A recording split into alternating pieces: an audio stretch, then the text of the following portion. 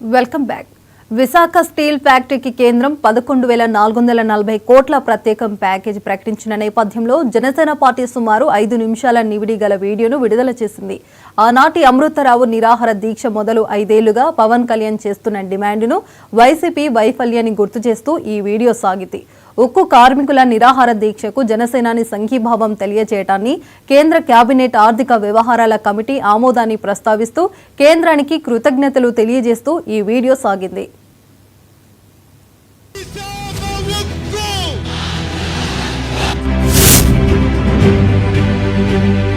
1970లో దివంగత నాయకులు శ్రీ తమనంపల్లి అమృతరావు గారి ఆమరణ నిరాహార దీక్ష, విశాఖ ఉక్కు ఆంధ్రుల హక్కు అంటూ సాగిన పోరాటంలో ఉమ్మడి రాష్ట్రం నలుమూలల నుండి 32 మంది ఆత్మ బలిదానాలతో రైతులు, నాటి జమీందారుల వేలాది ఎకరాల భూముల త్యాగాల ఫలితంగా ఉమ్మడి ఆంధ్రప్రదేశ్ యువత ఆకాంక్షలు వారి భవిష్యత్తుకు బాటలు వేస్తూ అప్పటి ప్రధాని శ్రీమతి ఇందిరాగాంధీ గారు విశాఖ ఉక్కు పరిశ్రమను ప్రకటించారు. నాటి నుండి నేటి వరకు ప్రపంచంలోనే అత్యుత్తమ ఉక్కును వివిధ దేశాలకు సరఫరా చేస్తూ ఉత్పత్తిలోనూ ఎగుమతుల్లోనూ ఉపాధి కల్పించడంలోనూ విశాఖ ఉక్కు పరిశ్రమ అగ్రస్థానంలో కొనసాగుతూ ఉంది. పరిశ్రమనే ప్రైవేటుపరం చేయాలనే నిర్ణయంతో వారి జీవితాల్లో అంధకారం అలుముకుంది. పార్లమెంటులో కనీసం ప్రైవేటీకరణకు వ్యతిరేకంగా ఒక్క ఎంపీ కూడా మాట్లాడలేకపోయారు. కనీసం ప్లకార్డైనా పట్టుకుని రాష్ట్రం తరపున గొంతెత్తమని జనసేనాని శ్రీ పవన్ కళ్యాణ్ గారు సూచిస్తే కనీసం ప్లకార్డు కూడా పట్టుకోలేని స్థితిలో రాష్ట్ర ఎంపీలు ఉండటం దురదృష్టకరం. ఈ వారం రోజుల కనీసం 22 మంది ఎంపీలకి వైసీపీ నాయకత్వానికి నిజంగా చిత్తశుద్ధి ఉంటే స్టీల్ ప్లాంట్ ప్రైవేటీకరణ అడ్డుకుంటామని కనీసం ప్లే కార్డ్ పట్టుకోగలరు. అంత దమ్ముందా మీకు పార్లమెంట్ లో? ఇది కూడా చేయలేదు.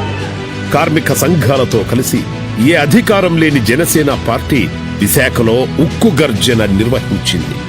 అనంతరం విశాఖ ఉక్కు ఆంధ్రుల హక్కు అనే నినాదంతో రాష్ట్ర ప్రజల భావోద్వేగాలతో ముడిపడిన అంశమని, దయచేసి దానిని ప్రైవేటీకరణ చేయవద్దు, కర్మాగారానికి ఇనుప ఖనిజాన్ని సరఫరా అయ్యేలా గనులు కేటాయించాలని, పరిశ్రమకు పూర్వ వైభవం తీసుకొచ్చేందుకు సహాయ సహకారాలు అందించాలని కేంద్ర హోంశాఖ మంత్రి శ్రీ అమిత్ షా గారిని కలిసి తెలియజేశారు జనసేన పార్టీ అధినేత శ్రీ పవన్ కళ్యాణ్ గారు. ఈ స్టీల్ ప్లాంట్ పరిస్థితి బయటకు వచ్చిందో డిస్ఇన్వెస్ట్మెంట్ గురించి, దేశంలో ఉన్న డిస్ఇన్వెస్ట్మెంట్ మిగతా పరిశ్రమలకు అప్లై చేయడానికి దీనికి ఉన్న ప్రత్యేకతని నిన్న కేంద్ర హోంమంత్రి శ్రీ గౌరవనీయులు అమిత్ షా గారికి తెలియజేశారు. అంతేకాకుండా ఉక్కు కార్మికులు చేస్తున్న పోరాటానికి సంఘీభావంగా నిరాహార దీక్ష చేపట్టి వారి తరపున పోరాడేందుకు మేమున్నామంటూ భరోసా అందించారు జనసేనాని.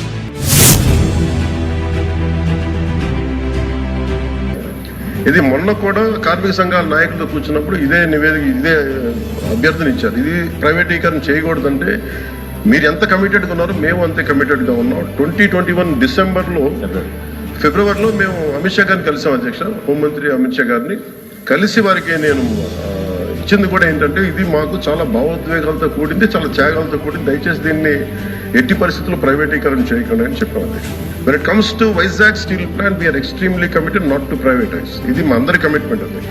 ప్రతిసారి నేను కార్మిక సంఘాలతో కూడా ప్రత్యేకించి ఈ మధ్యన ఒక 4 రోజుల క్రితం కూడా మాట్లాడడం జరిగింది అధ్యక్ష. వాళ్ళు కూర్చోబెట్టి దానికి సంబంధించి మీరు ఒక సమగ్రమైన ఒక కార్యాచరణ ఇవ్వండి మాకు.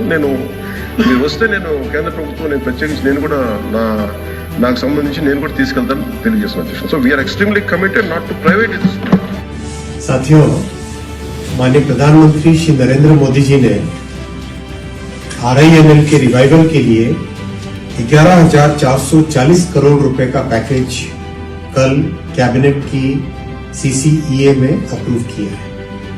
ये बहुत बड़ा एक रिवाइवल पैकेज है. RINL देश के स्टील सेक्टर में एक बहुत इंपॉर्टेंट कंपनी है जो कि आंध्र प्रदेश में स्थापित है. और ये यूनिकनेस है इसकी कि ये पोर्ट बेस्ड स्टील प्लांट है. इसमें जो हिस्टोरिकल प्रॉब्लम्स थी उनको सॉल्व करने के लिए फ्रेश इक्विटी इन्फ्यूजन और वर्किंग कैपिटल को प्रिफर्ड शेयर कैपिटल के हिसाब से 11,440 करोड़ रुपीस का पैकेज बना है. RINL के फंक्शनिंग में इमीडिएट इम्प्रूवमेंट आएगा. शुरुआत में 2 ब्लास्ट फर्नेसेस से काम स्टार्ट कर देंगे जल्दी से, और अगस्त तक आते आते 3 ब्लास्ट फर्नेस से फंक्शनिंग इसकी पूरी होगी।